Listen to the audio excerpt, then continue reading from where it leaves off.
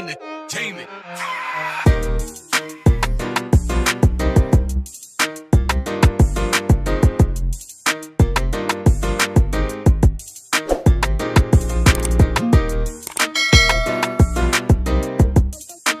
Again guys, ito tatlong bagay ang ituturo ko sa inyo kapag bumibili kayo ng surplus na cylinder head.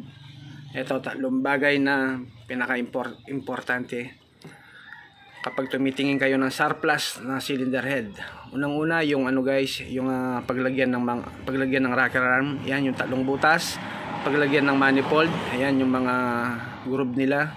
Yan tinitingnan, pati yung valve cover niya guys. Ito yung takip, 1, 2, 3, tatlo yan. Yan ang tinitignan guys. Unang-una yan, number 1. Yan yung tinitignan mo, yung groove, pati na rin yung lagayan ng spark plug. Yan, titignan mo yan kung hindi pa sila laspag, hindi sila lost thread. Okay, paano mo malalaman? Pasukan mo ng tornilyo yan guys, para malaman mo kung hindi sila lost thread. Okay, ganun lang kasimple guys. Kailangan hihigpit ng maayos.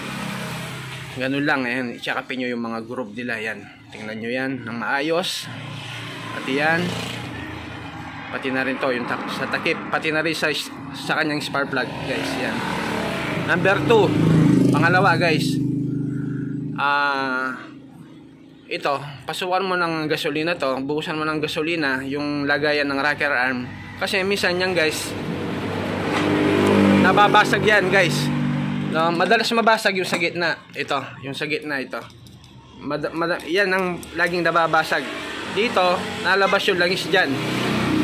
Okay, paano mo malalaman? Pasukan mo ng tubig, gasolina yan, yung tatlong yan. Tatlo.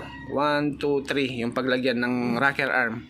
Yan. Ngayon, pag nakita mo kung saan tumatagas, ibig sabihin, may biyak na yan. Kapag dito, may tagas dito. Lalabas dyan. Or dito, sa labas. Sa kabila naman, ganun din. Ito, minsan dito sa exhaust, lalabas. Pag may tama yan. Pero madalas guys, ang nasisira nito dito sa gitna. Tapos dito yung labasan niya. Dito lalabas, papunta sa kanyang spark plug dyan. Kita mo, marami langis. Okay? Kaya kailangan, bago mo bilhin yan, pasukan mo ng gasolina yan. Buhusan mo ng gasolina, makikita mo. Kapag nababawas, makita mo may leak na yan. Tutulo naman yan, makikita mo. Okay, pangatlo, ito. Sa ating mga valve seat guys, kapag lubog na yung barbula, lubog na, ibig sabihin malalim na yung valve seat. Okay, makikita mo naman tulad nito, ayan, lubog na yung sa intake nya.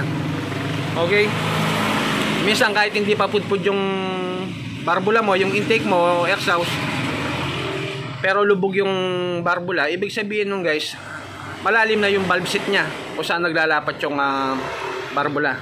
Okay guys, ganun lang ang pagpili. Hindi masamang bumili ng surplus, pero kailangan marunong kang kumilatis, marunong kang tumingin guys. Okay, hanggang dito na lamang. Bye bye.